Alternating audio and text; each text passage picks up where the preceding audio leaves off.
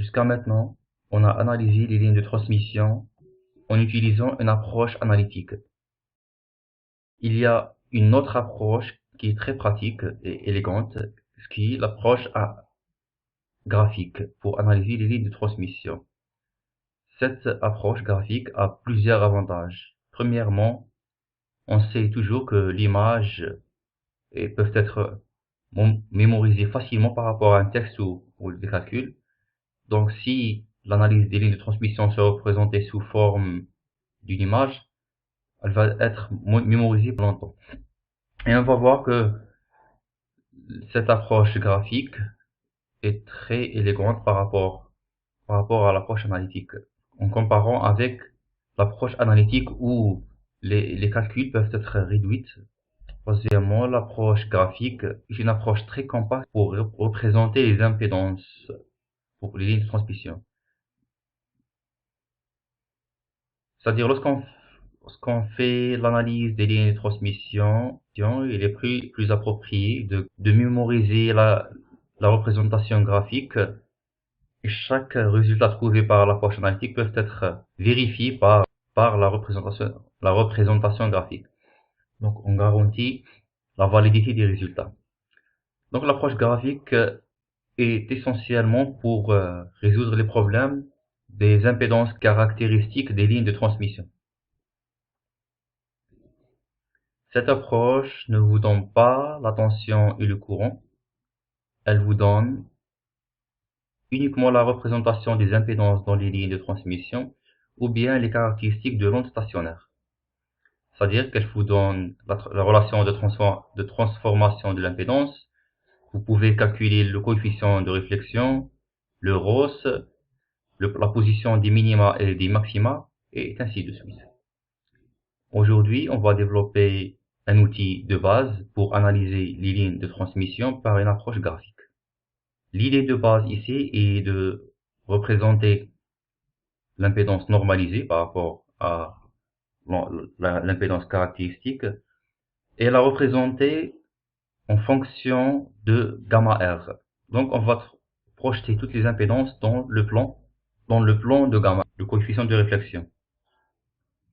Et on va voir que cette représentation des impédances dans le plan de coefficient de réflexion va rendre les calculs très très simples par rapport aux calculs dans le plan de l'impédance.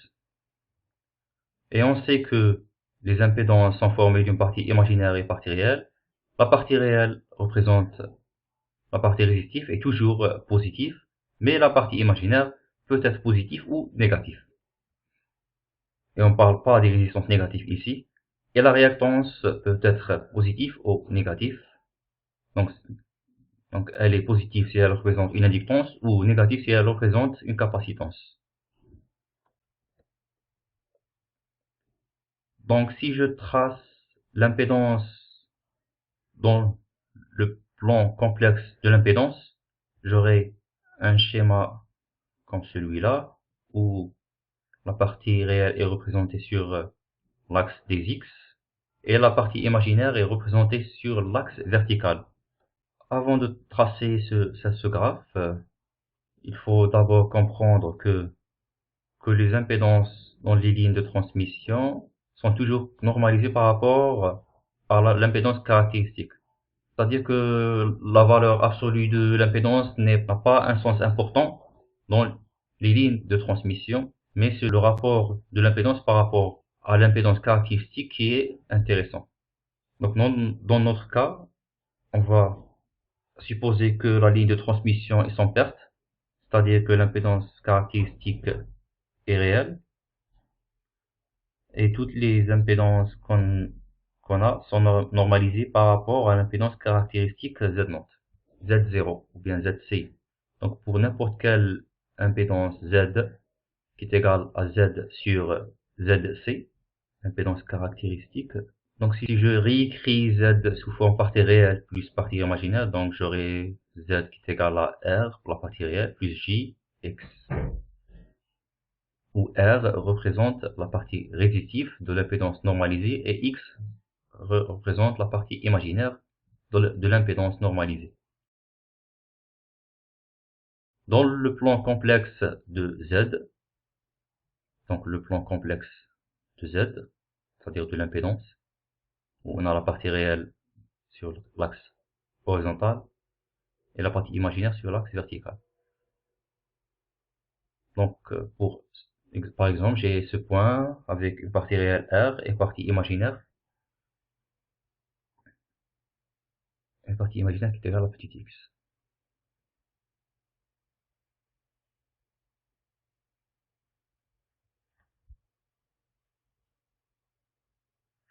Donc ce point-là, P, représente une impédance qui a une résistance normalisée R et une partie imaginaire X.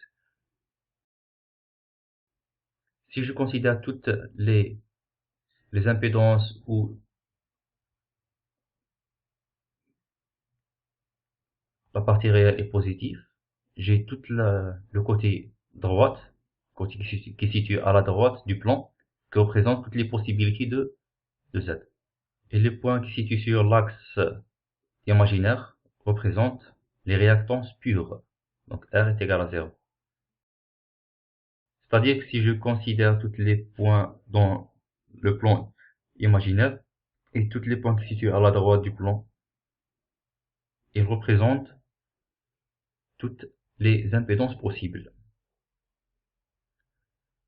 Donc le plan qui est situé à la droite représente les charges passives, donc avec une résistance positive.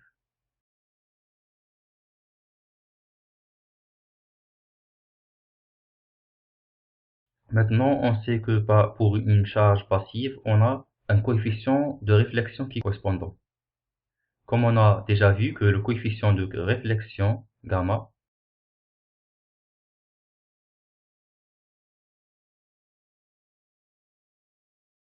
qui est égal à Z moins Z0 sur Z plus Z0. Z0, l'impédance caractéristique.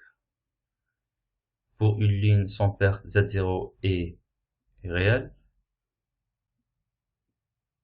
Si je réécris cette relation en fonction des Z normalisées, j'aurai Z normalisé moins 1 sur Z normalisé plus 1. Je peux utiliser la représentation cartésienne de Z.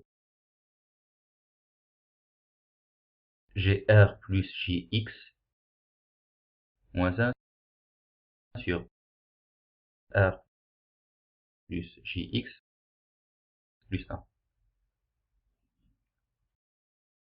Donc en général, le coefficient de réflexion a une partie réelle et une partie imaginaire. Cela peut être réécrit.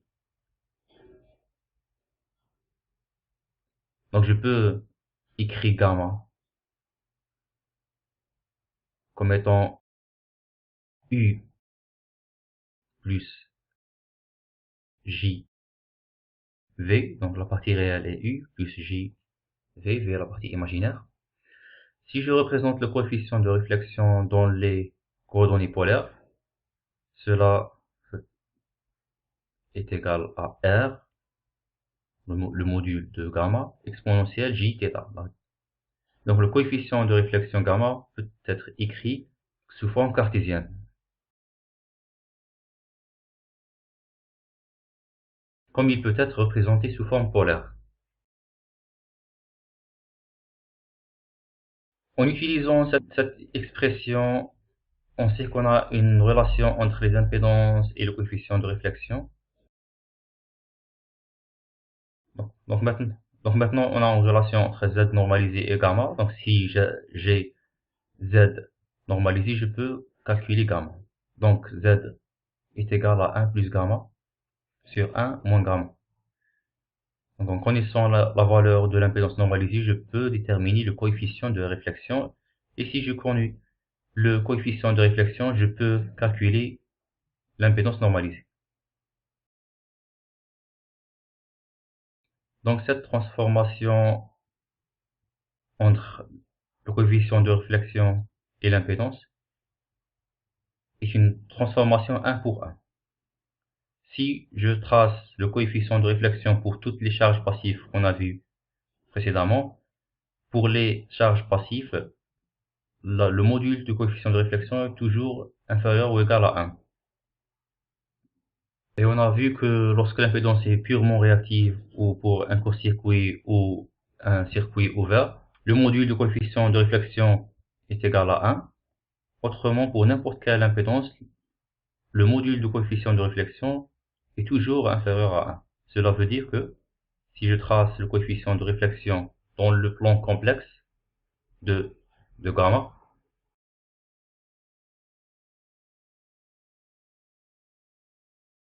donc le plan complexe de gamma, la partie réelle est représentée par U et la partie imaginaire est représentée par JV.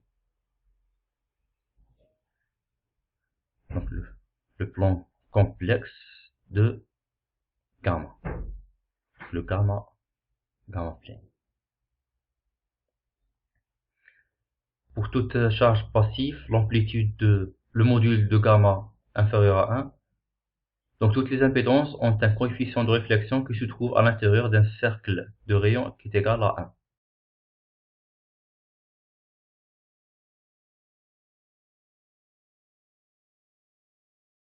Et toutes les charges passives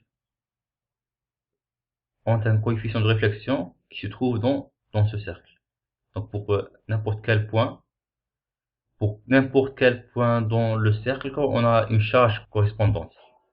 Et si je prends n'importe quelle charge passive, elle aura un coefficient de réflexion à l'intérieur de ce cercle. Le rayon est égal à 1. Pour un point qui représente le coefficient de réflexion, donc j'ai le module qui est représenté par R dans le plan complexe de gamma, nous donne, et l'angle par rapport à l'axe U représente l'argument de coefficient de réflexion. Donc ce point peut être écrit comme R exponentielle Jθ. Il a bien sûr ses coordonnées cartésiennes U et V.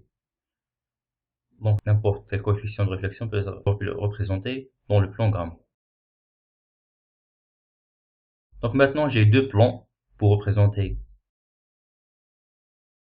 Z dans le plan Z et gamma dans le plan gamma. Et on sait qu'il y a une relation qui mappe entre ces deux plans, c'est-à-dire pour n'importe quelle impédance, j'ai un coefficient de réflexion et vice versa.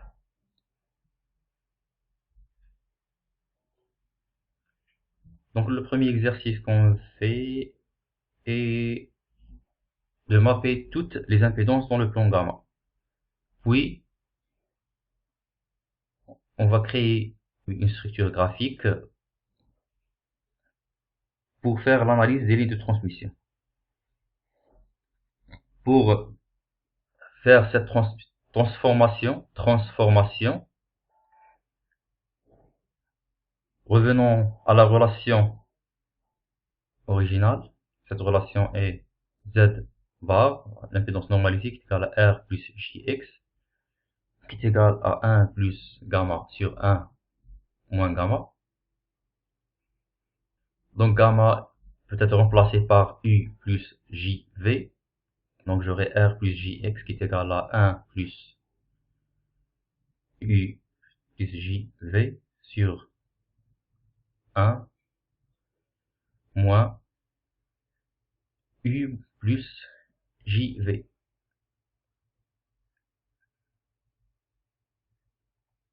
Je peux rationaliser cette relation. Donc j'ai une partie réelle qui est égale à une fonction de U et de V, et une partie imaginaire qui est égale à une fonction de U et de V. Donc j'aurai deux équations qui représentent R et X dans le plan complexe de gamma. Donc lorsque je fais le mappage entre des impédances dans le plan complexe de gamma, j'aurai deux ensembles ou bien deux familles de courbes. La première famille correspond à R Et la deuxième famille de courbe correspond à une valeur de 1 et de x. Donc si je sépare la partie réelle et la partie imaginaire, donc j'aurai deux équations. Donc la première représente la partie réelle, donc c'est R qui est égal à la partie réelle de la deuxième partie, j'aurai cette relation. La même chose pour x qui est égal à la partie imaginaire de cette formule. Donc j'aurai cette équation, la deuxième. Et les deux équations représentent des cercles dans le plan complexe de gamma.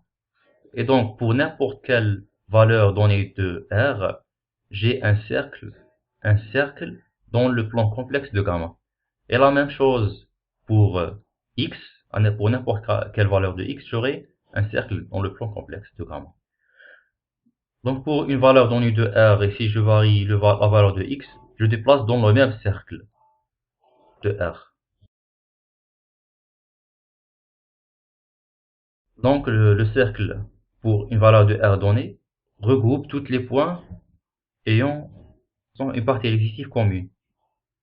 C'est pour ça que ce cercle représente une valeur constante de R.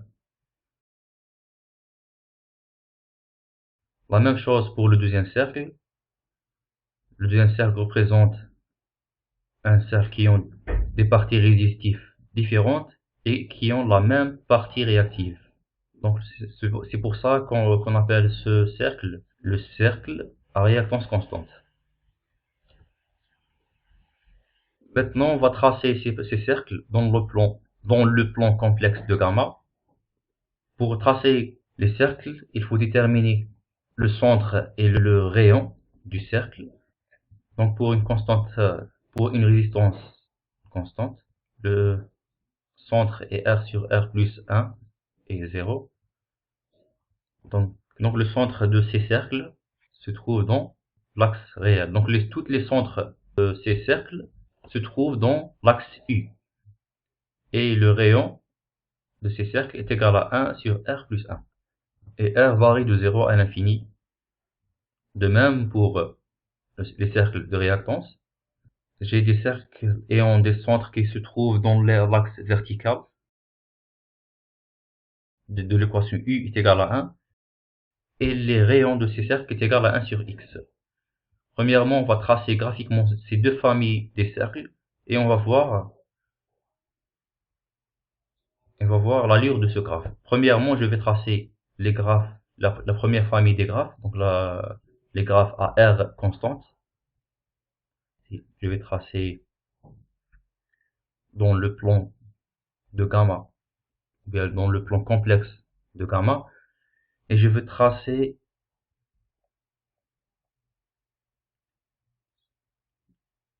le cercle à résistance constante.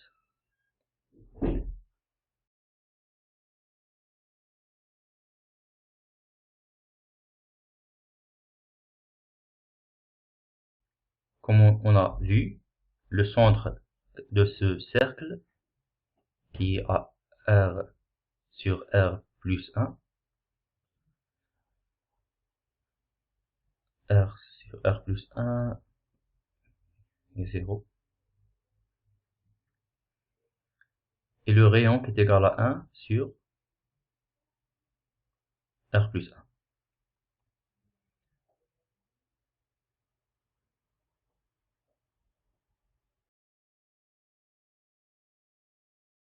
Donc le cercle à résistance constante est un cercle de rayon 1 sur R plus 1 et de centre R sur R plus 1. Maintenant, on va tracer ce cercle pour des valeurs différentes de R. Premièrement, on va varier R de 0 à l'infini et on va voir comment ces cercles vont être tracés dans ce plan complexe de gamma. Donc si je prends R égale à 0, le centre sera à 0. Donc c'est l'origine du plan complexe de gamma. Et pour le rayon de 1 sur R plus 1, le cercle unité Et le cercle unité représente toutes les impédances ayant R est égal à 0. Donc ce cercle représente une partie réelle qui est égale à 0. Donc pour toutes les impédances ayant une partie réelle qui est égale à 0. Donc si je prends une autre valeur de R, donc R, par exemple R est égal à 1, le centre sera à 1, 1 sur 2 et 0.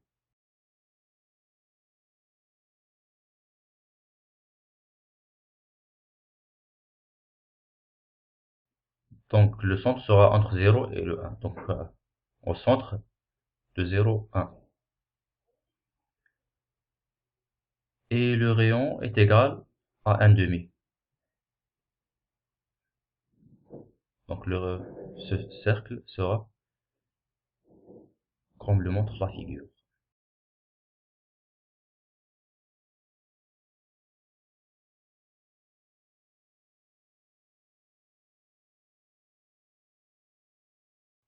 Si j'augmente la valeur de R, on va remarquer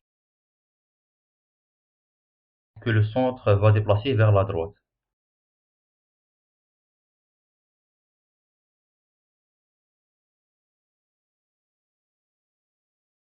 Donc si je prends la valeur la plus extrême, à R est égal à l'infini, le centre est égal à 1, donc le centre est à 0, et le rayon sera à 0, soit égal à 0. Donc pour R est égal à l'infini,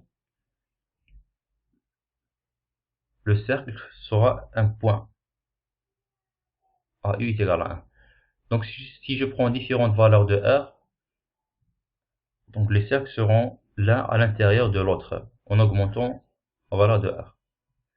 Et ce point-là, R est égal à 1, représente R est égal à l'infini.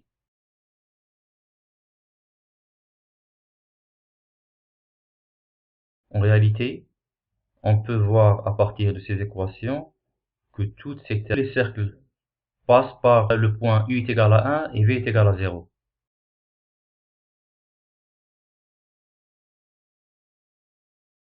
Donc tous les cercles passent par le point U est égal à 1 et V est égal à 0. Et la même chose pour la deuxième famille des cercles.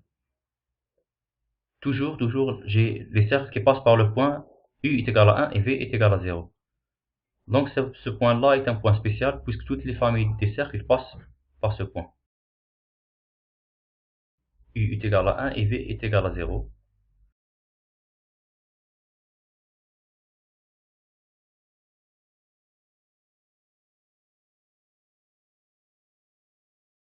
Donc si je vous montre ces cercles, j'ai une figure similaire à celle-là. Donc le grand cercle correspond à R est égal à 0. Et le deuxième correspond à R est égal à 1. Et etc. Et le point le plus extrême représente R est égal à l'infini. Donc le cercle des résistances constantes sont l'un à l'intérieur de l'autre. Et R est égal à 0 vous donne le cercle le plus grand. Et plus on augmente R, les cercles seront rétrécis.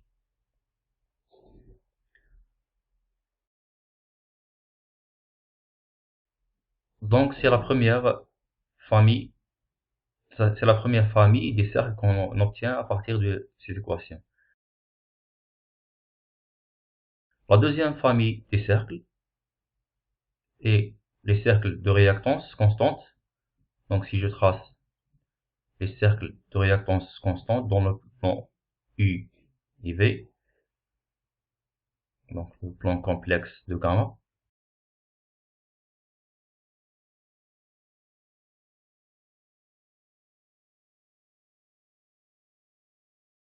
donc je vais tracer les cercles de réactance constante.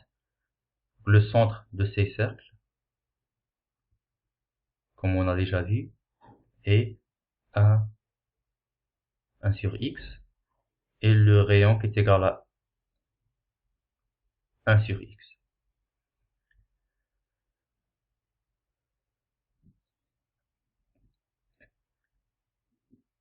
si je trace les cercles pour différentes valeurs de x, par exemple, je commence par x égale à 0. Donc, la première valeur pour x égale à 0. Le centre est 1, infini. Et le rayon est infini. Donc, puisque le rayon est infini, c'est-à-dire que le cercle est devenu une ligne droite. Donc, et tous les cercles passent par le point u est égal à 1 et v est égal à 0. Donc maintenant, j'ai un cercle qui passe par u est égal à 1 et v est égal à 0. Et ce cercle est une ligne droite. Donc l'axe des réels dans le plan complexe de gamma correspond à x est égal à 0. Donc toutes les valeurs de réactance 0 correspondent à la ligne réelle dans le plan complexe de gamma. Donc maintenant, considérons deux types de réactance, la réactance positive et la réactance négative, qui représente la capacitance. Premièrement, par la réactance inductive, c'est-à-dire x est positif. Donc plus x devenu plus grand, le centre se trouve toujours dans une ligne u qui est égale à 1.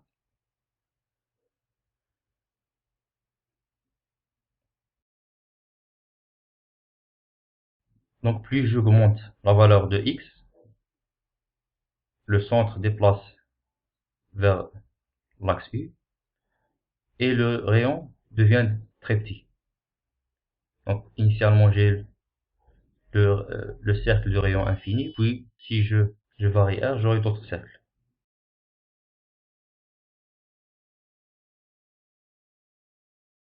Donc si je prends la valeur extrême de x, donc pour x est égal à l'infini, donc le centre sera u, à u est égal à 1 et v est égal à 0, et le rayon sera à 0. Donc pour x est égal à infini, le cercle il devient un point à u est égal à 1. Donc ce cercle qui représente r est égal à l'infini représente aussi x égale à l'infini. Donc si je trace les différents cercles, la première des choses qu'il faut noter, qu'on s'intéresse uniquement aux coefficients de réflexion qui se trouvent au cercle unité, puisque c'est les seules valeurs qui correspondent à une charge passive. Donc chaque portion qui se trouve à l'extérieur du cercle unité n'est pas pertinente.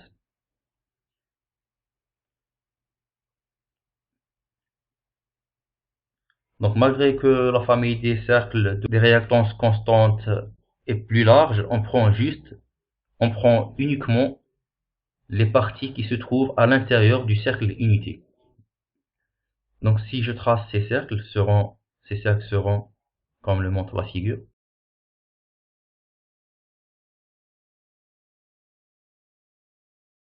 Donc uniquement la portion qui se trouve à l'intérieur du cercle unité est utile. Donc pour n'importe quel x positif, donc les inductances, le centre se trouve en haut, donc c'est-à-dire dans la partie positive de V.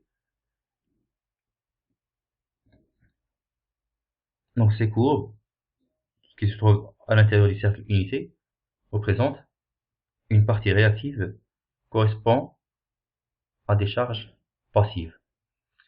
Similairement, je peux tracer les cercles qui correspondent à une réactance négative. Donc ces cercles seront comme le montre la figure. Et je prends uniquement les portions qui se trouvent à l'intérieur du cercle unité, puisque ce sont les seuls qui ont une signification dans l'analyse des lignes de transmission. Donc si je prends différentes valeurs de x et tracer ces courbes, j'aurai un schéma j'aurai des graphes comme le montre le schéma suivant. Donc cette ligne horizontale correspond à R est égal à 0, à l'exception du point U est égal à 1 et V est égal à 0, puisque ce point correspond à X égale à l'infini et R est égal à l'infini. Ces cercles, ces cercles représentent les réactances. Donc les cercles qui se situent en haut représentent les réactances inductives et les cercles qui se situent en bas représentent les réactances capacitives.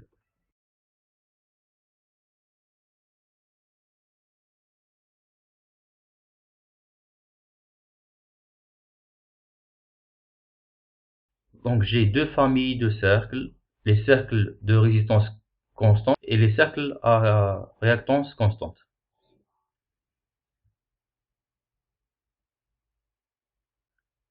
Et le tout sera tracé dans le cercle unité dans le plan complexe de gamma.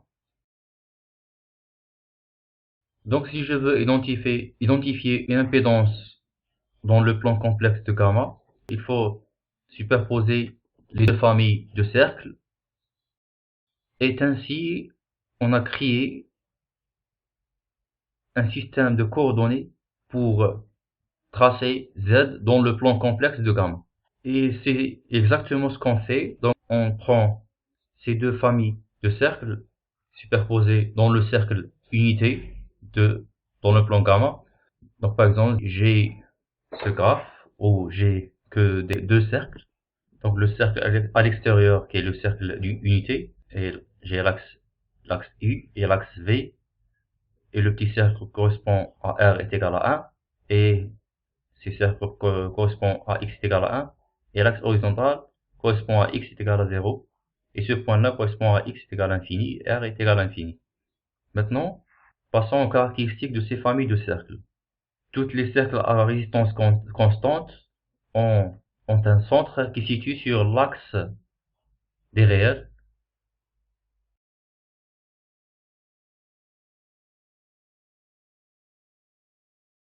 Et toutes les cercles passent par U est égal à 1, V est égal à 0. Et plus on augmente R, le centre se déplace vers la droite. Jusqu'à qu'il arrive à U est égal à 1. Et ce point-là correspond à R est égal à 0, puisque le cercle correspond à R est égal à 0. Et ce point-là correspond à R est égal à l'infini. Similairement, pour les cercles à réactance constante, leur centre se situe à l'axe vertical qui passe par U est égal à 1. La partie en haut correspond aux réactances positives et la partie en bas correspond aux réactances négatives. Et plus on augmente aux réactances, le centre se déplace vers l'axe des U et le rayon se rétrécit. Et pour X est égal à infini, la taille du cercle sera égale à 0 et ce point correspond à X égale à infini.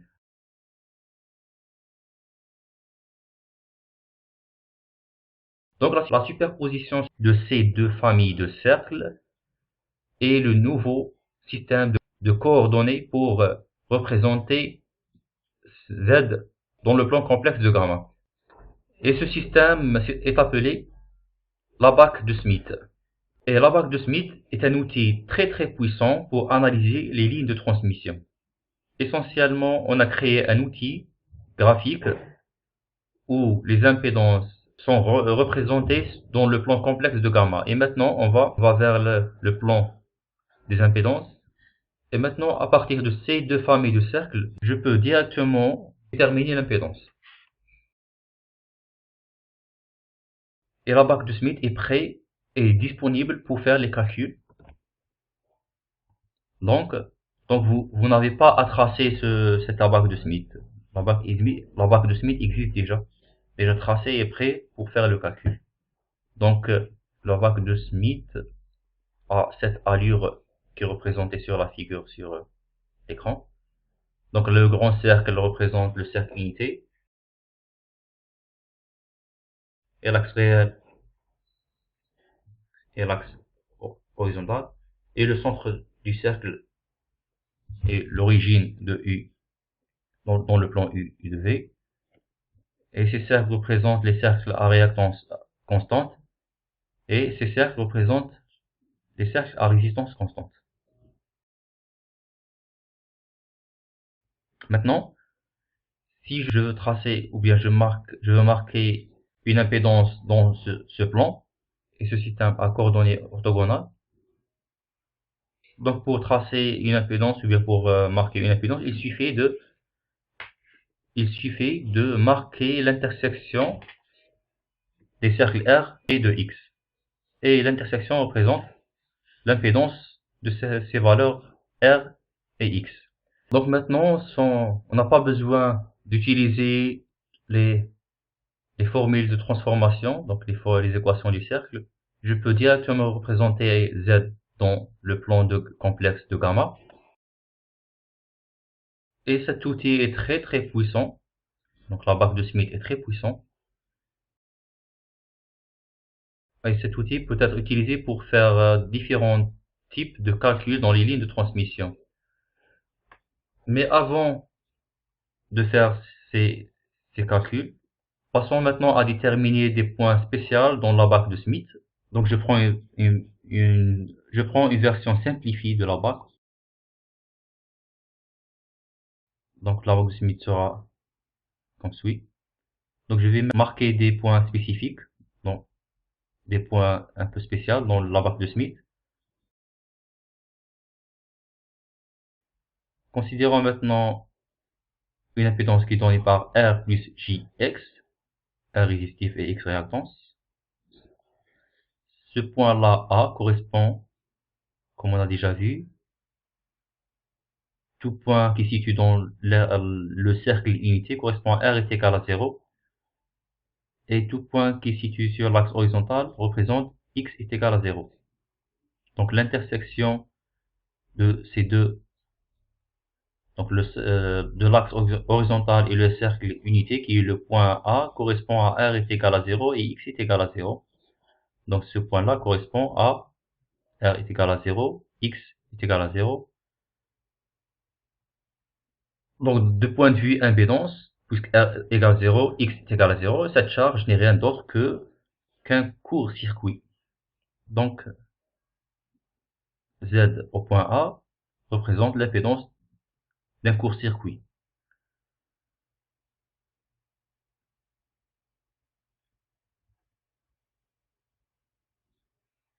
Similairement, si je prends un autre point, D, ce point, comme on a déjà vu, que tous les cercles passent par ce point correspond à R est égal à infini et X est égal à infini.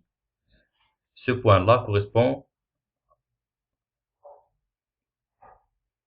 R est égal à infini, X est égal à infini. Donc l'impédance est infinie.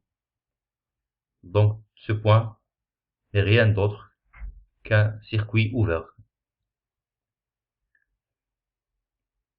Donc c'est le circuit ouvert. L'impédance d'un circuit ouvert. Donc le point le plus à gauche dans la bague de Smith correspond à l'impédance d'un court-circuit et le point le plus à droite dans la bague de Smith correspond à un circuit ouvert, correspond à l'impédance d'un circuit ouvert. Et tous les points qui se situent dans le cercle unité représentent la pure réactance. Donc c'est la partie réelle est égale à 0. Donc vous avez des points qui se situent dans le cercle unité qui représentent les réactances pures. Et la partie en haut correspond aux réactances positives.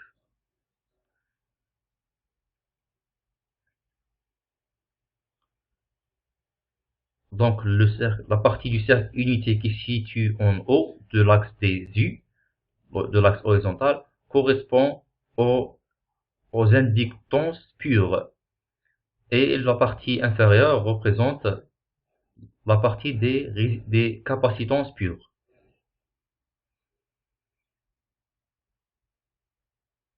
Donc les points qui se situent dans la partie en haut représentent les charges inductives.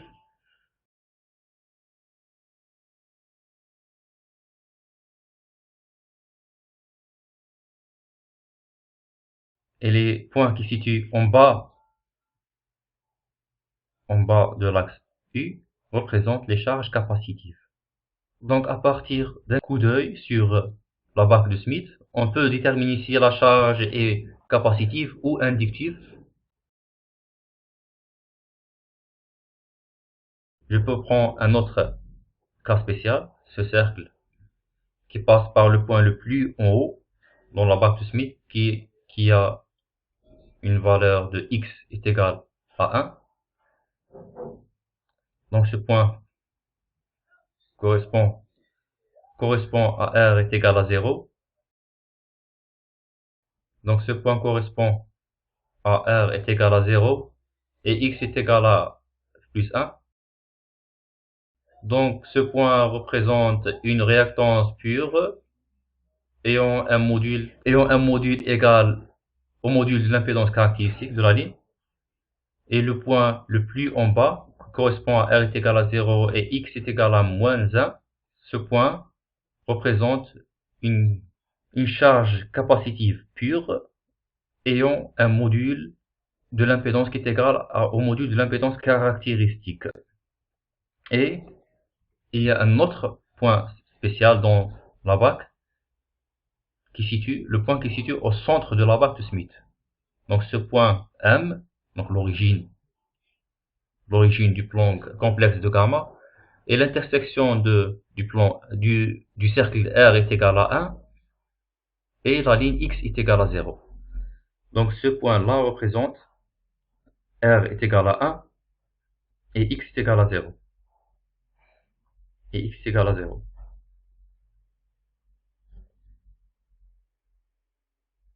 Donc c'est-à-dire à ce point-là, l'impédance est égale à l'impédance caractéristique de la ligne. Et c'est le point à grand intérêt par rapport à l'étude des lignes de transmission, puisque ce point représente la condition d'adaptation des lignes de transmission. Donc, lorsque l'impédance située au centre de la bague de Smith, cela veut dire que le module du gamma du coefficient de réflexion est égal à 0. Ce point représente le cas de l'adaptation. Maintenant, une fois on a compris ces points spécifiques dans la bague de Smith, on peut marquer le coefficient de réflexion dans la bague de Smith. La bague de Smith vous donne un système de coordonnées pour représenter Z dans le plan complexe de gamma. Mais l'axe qui représente le coefficient de réflexion complexe n'est pas tracé sur la bague de Smith. Mais on comprend que l'axe horizontal dans le plan de la bague de Smith représente la partie réelle de gamma et l'axe vertical représente la partie imaginaire du coefficient de réflexion. Il faut noter aussi qu'il faut toujours prendre la bague de Smith comme le montre la figure, c'est-à-dire la partie la plus concentrée des cercles sera toujours à la droite, puisque l'axe des réels dans le plan gamma est de cette direction. Et qu'il ne faut jamais prendre la bague de Smith comme ça ou comme ci. Il faut toujours le prendre de cette façon-là. Et ainsi, le coefficient de réflexion complexe est défini proprement. Donc normalement, dans la bague de Smith, le coefficient de réflexion n'est pas tracé, mais l'utilisateur que la bague de Smith est tracée dans le plan complexe de gamma. Une fois que vous comprenez ça, vous pouvez déterminer le coefficient de réflexion à partir de la charge et vice-versa, d'une manière plus simple. Vous pouvez marquer une impédance dans la bague de Smith, puis vous déterminez les coordonnées de ce point dans le plan complexe de gamma et cela vous donne le coefficient de réflexion complexe.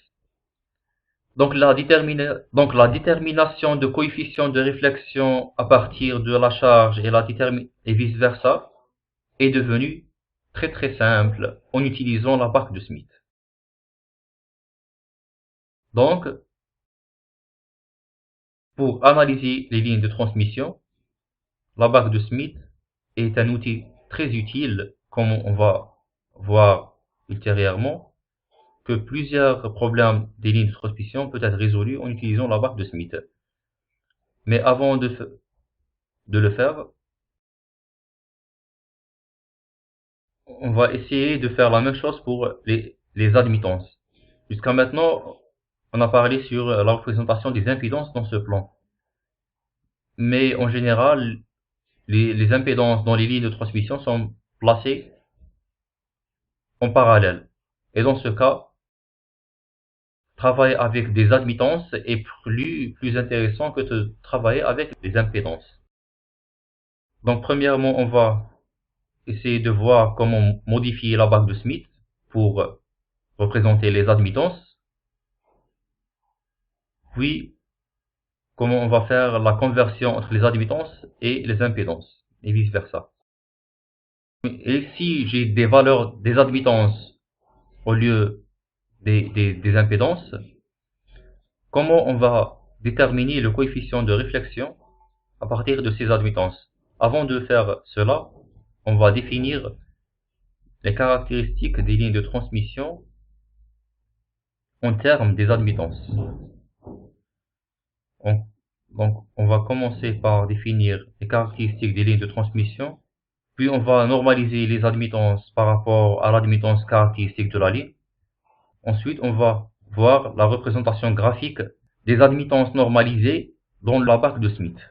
Dans la prochaine séance, on va prendre les impédances normalisées, on va déterminer les coefficients de réflexion en fonction des admittances normalisées, et on va déterminer la partie réelle et imaginaire des admittances en fonction des parties réelles et imaginaires de gamma, le coefficient de réflexion, et on va déterminer la relation entre les impédances et les admittances dans la barque de Smith. Et merci.